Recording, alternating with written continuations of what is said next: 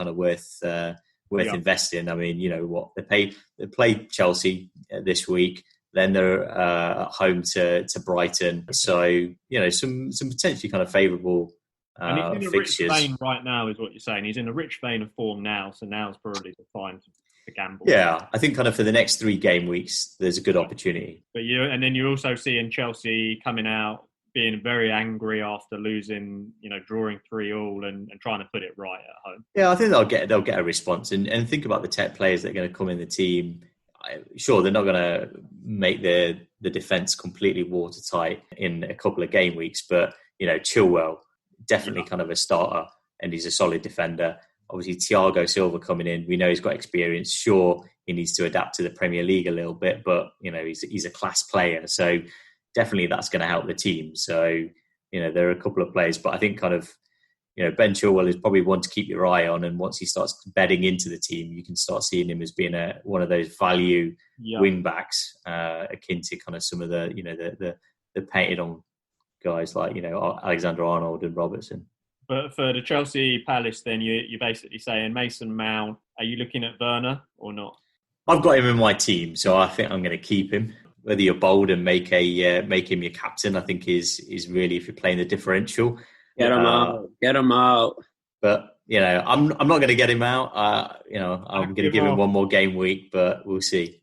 Okay, great. Thanks, NVD. So any other value this week other than that game for you? I think kind of other than that, I was kind of looking at the Arsenal fixture as well. So Arsenal got Sheffield United. Now, again, not a bad start to the season, Arsenal, but the polar opposite to that is Sheffield United. I mean, they were so good last season. Yeah. So consistent at the back as well. They were almost watertight, really, and not a great start. I think they're second from bottom. Second bottom, yeah. And unfortunately, just having that poor second season in the Premier League. So I think a lot to be exploited, really. I think, sure, we know about Aubameyang, his quality. I think, to be honest, Lacazette took his goal well today. So, definitely. Got 2 really, though, shouldn't he? I think he's going to. Did, yeah. Well, yeah. I mean, the linesman did the very late call on 2 occasions, to be honest, with Lacazette 1-on-1 with Alisson. But yeah, he got himself into those positions. So if you're playing against a team that potentially are going to play high lines, then they can exploit that space. So he's definitely one to watch, to be honest. And he was more sprightly, I would say, than Aubameyang. Naturally, a lot cheaper. We did the poll. Sheffield United, is Aubameyang again back in contention? Do you think? I think he's always in contention, but I think if you've got Lacazette in your team, or if you're thinking about kind of transferring him in, then I think it's probably worth a differential punt on Lacazette, to be honest. Yeah, I think the only one I would call out, mate, for Arsenal is the fact that their next 4 games after this Sheffield United, they've got Man City, Leicester, and then Man United. So if you're getting someone in from Arsenal, it's probably going to be for 1 game week, unless you really fancy them other fixtures. NVD, that is excellent. Thank you very much for that. Sean John McGinn fanboy, what do you think from NVD's picks? And is there any other value that you see out there this week that's different from his? So some value I see out there is, for some reason, I'm very bullish on Southampton. I think, they've started to hit some good results, and they're playing West Brom this week. West Brom, although, yes, they did do well against Chelsea, especially in the first half, that complete rout in the first half there, finally getting them off the mark for the season. There's something I just like about Southampton, and the fact that when you look ahead at their fixtures as well, yes, West Brom at home, they then go to Stamford Bridge. Then afterwards, you've got Everton at home, Villa away, and Newcastle at home, all which rank as sort of easier fixtures for them. And I think in the longer term, if you don't have get Danny Wings in your team, I think you're definitely going to miss out. Danny Wings. So him as a player, and the hard thing about Southampton is who else is going to stand out, right? Maybe, they kind of learned from conceding 5 against Tottenham, and maybe someone like Bertrand or Berdonarek at the back is going to, shore it up a bit. But up for that, if you don't have Danny Wings in your team, like 19% people currently do, but if you're one of the 80% who don't, I think you're going to miss out. And I would say that. I don't know, do you guys all have Danny? I've got the boy. I do, yeah. Never had him last season, and I've learned from my mistake. Yeah, I had him first week, got rid of him. He'll be back. I think he's a must have. Yeah. Do you think that the Southampton defence, they kept a cleanie last week? Do you think that's going to carry on? I think they're determined after conceding 5, right? I think that's something that you just you want to shut up and shut up and not get that embarrassment again. Sean, any other value you're seeing for game week 4? The other value, and again, it's a similar situation, a good team with a good run of fixtures, but difficult to single out individual players. It has to be Wolves. I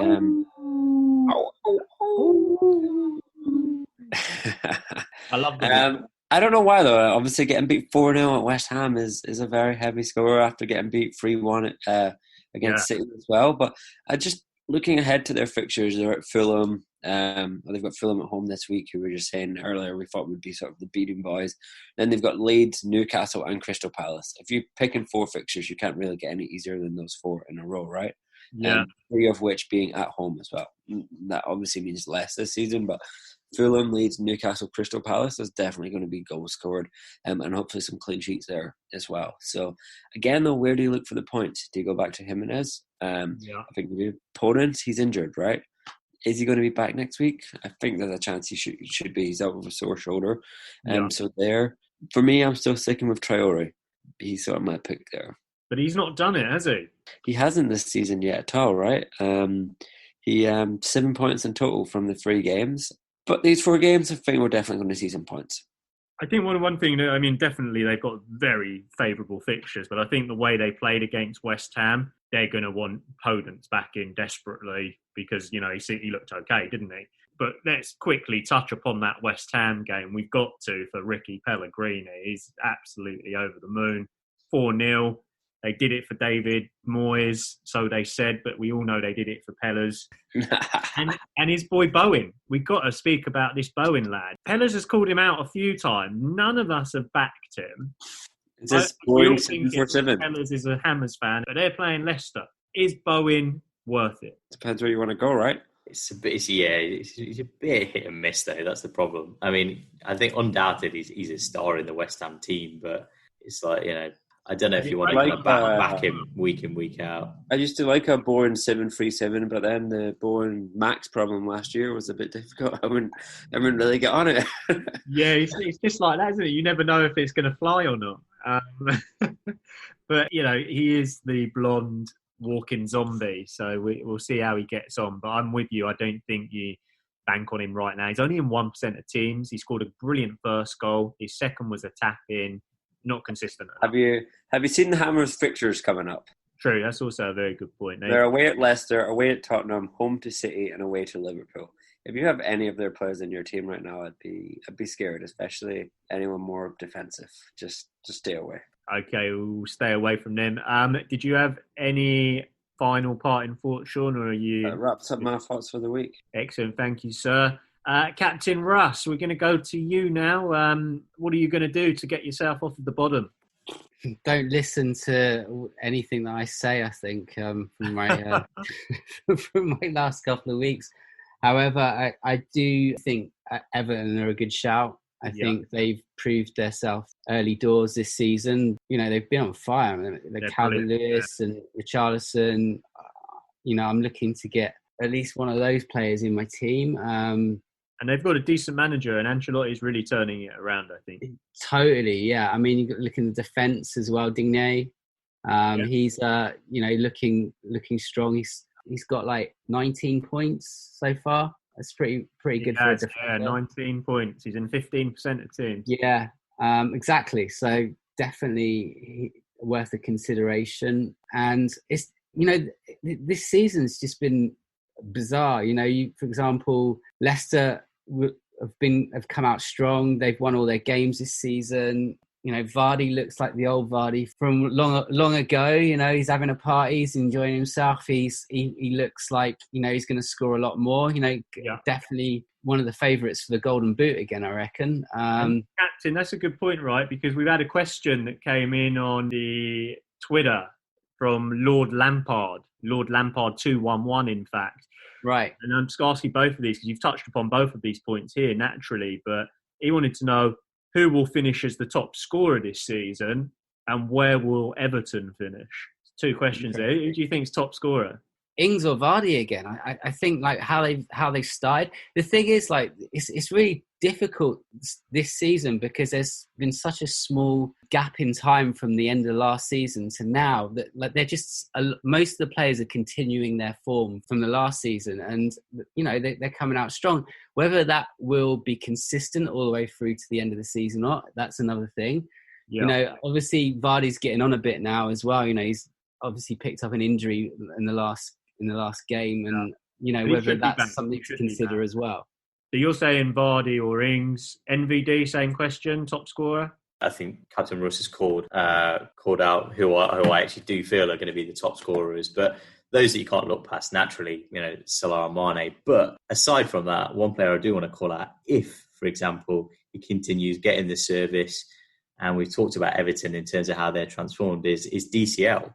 I mean, if he continues the way he's going, who's not to say that he could break 20 plus goals in the season? So he's definitely, automatically, if that happens, he's going to be up there in contention for Golden Boot. So I still feel Richarlison's going to score more than him. I mean, I think he's going to be good for FPL managers for sure.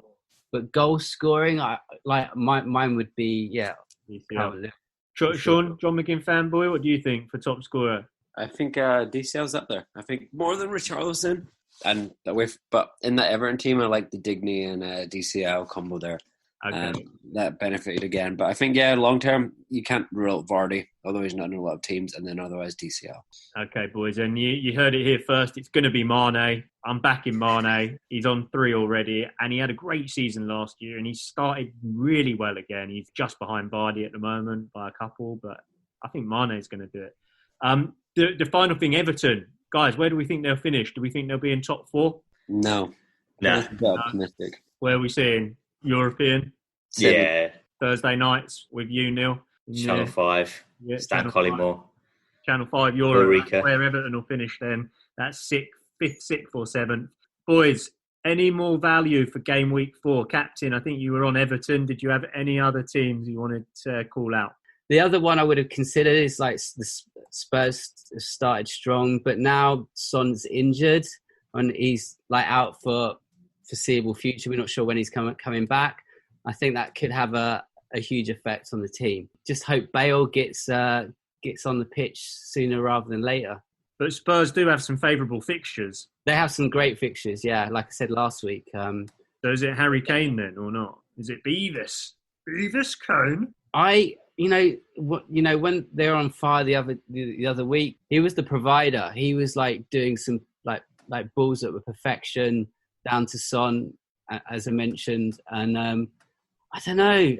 Hopefully, we got some players in there that should be like Dele Alli. He's a quality player when he can be bothered. He's just, as Marino said, he's a bit lazy, which I can see that totally. So really, though, for Spurs, it's Kane or no one with Son out. Is that fair? I just wouldn't put any Spurs players in my team. It's 10.5. So, I mean, what would you do, Kane or Vardy? At the moment, I don't know, but Vardy would be on my radar.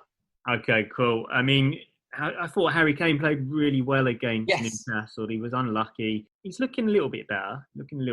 He was our flop of the season last season, so maybe he'll turn it round. But I do think after this Man United game is the time to get Spurs in if you're going to look at Spurs, because they've got that easier run of fixtures. So all of that said, you said you did mention Leicester as well, Captain, and we had a question that came in from at Brian Vicky, one of our Twitter fans, and he was asking, is Barnes a good idea to bring in for game week 4? I've had him since the start, and the week before last he scored. This week he got 2. I don't know. He could be one of those assists of assists, Yeah. He's a great player. Great to have in your team, but as an FPL player, I personally would say no. I just look at their next fixtures, which is West Ham, Aston Villa, Arsenal, then Leeds. And I just feel like there's some good opportunities there. Leicester are on form right now. And Barnes is good. He is good, but... Yeah, I agree with you. But I would, and I'm not saying this because Una was on our show, but I do think Maddison could be worth considering as well. When he was on, he was magnificent. He was like the provider as well as the goal scorer. So he could be back again. Yeah, I guess the question is is there someone better than Barnes over the next few weeks to have? And like you've already said, potentially an Everton player, maybe James Rodriguez.